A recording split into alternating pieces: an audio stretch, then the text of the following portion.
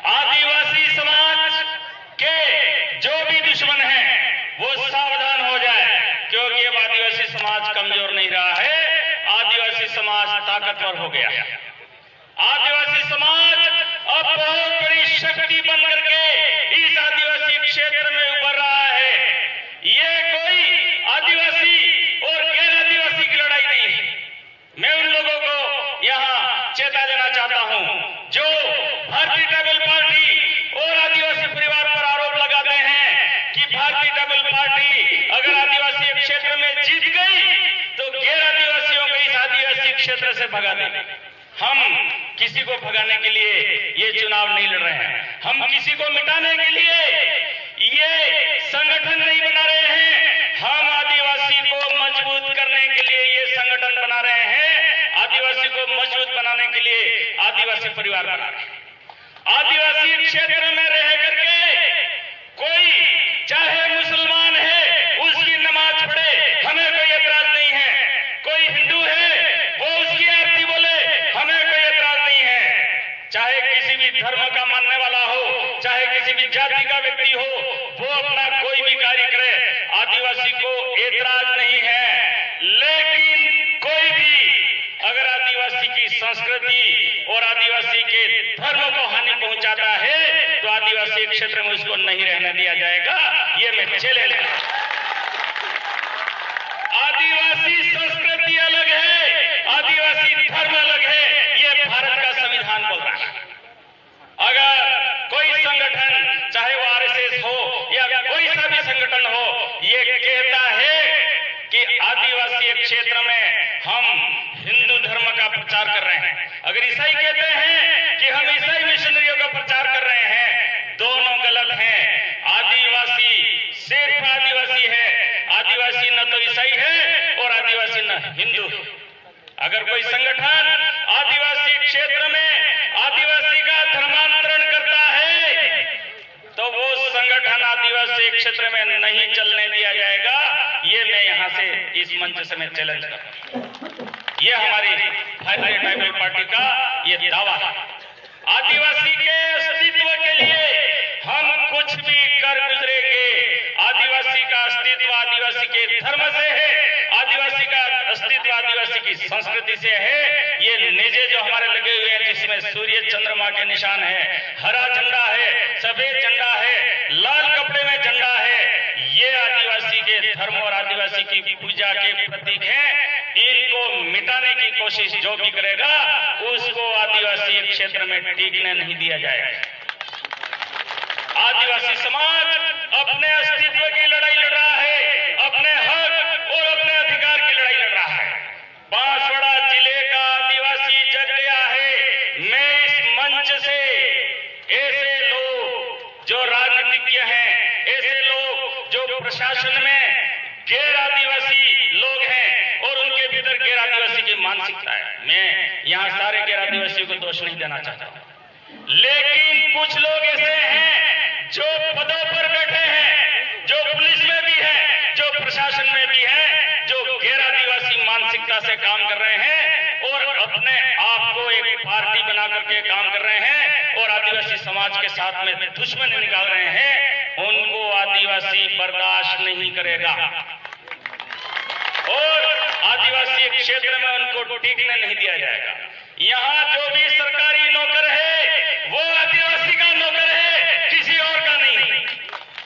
आदिवासी क्षेत्र में यहाँ पुलिस, यहाँ प्रशासन ईमानदारी से काम नहीं करती है। यहाँ जो थानेदार है, यहाँ के एसपी हैं, वो हफ्ते खाने के लिए थानेदार बन के बैठे हुए हैं, एसपी बन करके बैठे हुए हैं। यहाँ कोई कानून और प्रशासन नाम की चीज नहीं है। हमारी भाइयां, हमारी महिलाएं दारूबंदी करने के लिए हाथ में लठ लेकर के निकल रही हैं, तब जाकर के दारू के अड्डे बंद हो रहे हैं। तो यहाँ पुलिस प्रशासन है कि नहीं, मैं यहाँ इस शासन से पूछना चाहता हूँ। ये कानून का काम है, ये हमारी महिलाओं का काम नहीं। लेकिन मैं हमारी आदिवासी भाइयों को ये विश्वास देना चाहता हूँ कि आदिवासी क्षेत्र चाहे अंग्रेजी हो, चाहे देशी हो, चाहे तंबाकू हो, चाहे गुटखे हो, हर प्रकार के नशे से मुक्त कर दिया जाएगा। आदिवासी बच्चों को अब उनका भविष्य यहाँ पर सुरक्षित किया जाए। आदिवासी क्षेत्र में 100% नौकरी का अधिकार केवल आदिवासी का है, व्यापार का अधिकार आदिवासी का है, जल जंगल जमीन पर अधिकार आदिवासी का है। उसकी लड़ाई हमारे 2 आदिवासी शेर राम प्रसाद जी डिंडोर और राजकुमार जी विधानसभा में लड़ेंगे।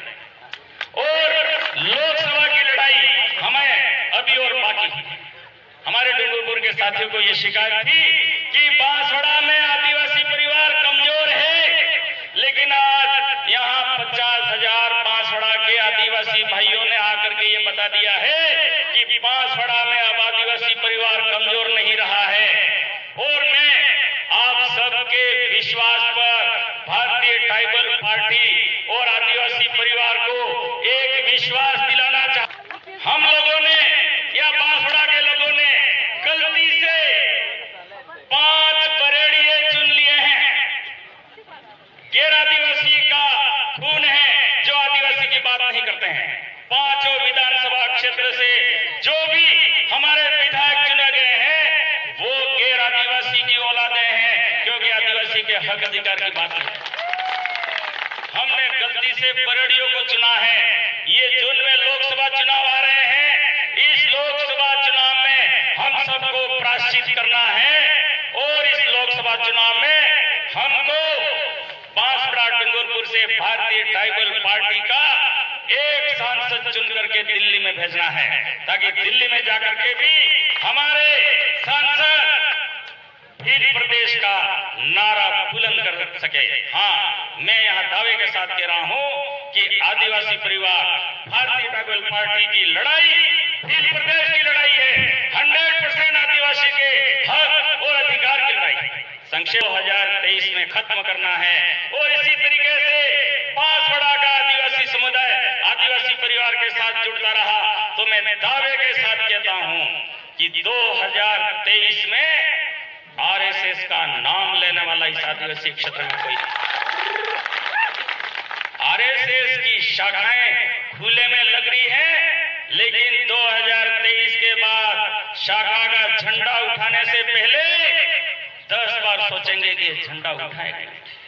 ये हालत भारतीय ट्राइबल पार्टी और आदिवासी परिवार आदिवासी क्षेत्र में करेगा, ये मैं दावे के साथ कह रहा हूं, क्योंकि इस आदिवासी क्षेत्र में जो आदिवासी धर्म आदिवासी संस्कृति का सम्मान करेगा, आदिवासी के हक और अधिकार का सम्मान करेगा, वही इस आदिवासी क्षेत्र में शांतिपूर्ण तरीके से रह पाएगा। नहीं तो आदिवासी की क्रांति में वो बह जाएगा। इस समय मैं ज्यादा नहीं कहते हुए मैं सारे हमारे इस बांसवाड़ा क्षेत्र के हमारे कर्मचारी भाई, बांसवाड़ा क्षेत्र के हमारे जागरूक आदिवासी भाई, इन सबका मैं जोहार आभार व्यक्त करना चाहता हूं कि हजारों की संख्या में आदिवासी समाज को यहाँ कोहाला घाटी पर इकट्ठा किया। और मैं उम्मीद करता हूं कि भविष्य में भी इसी तरीके से हमारे कर्मचारी आदिवासी समाज के जो दानदाता है वो सहयोग करते रहेंगे और आदिवासी परिवार दिन दुनिया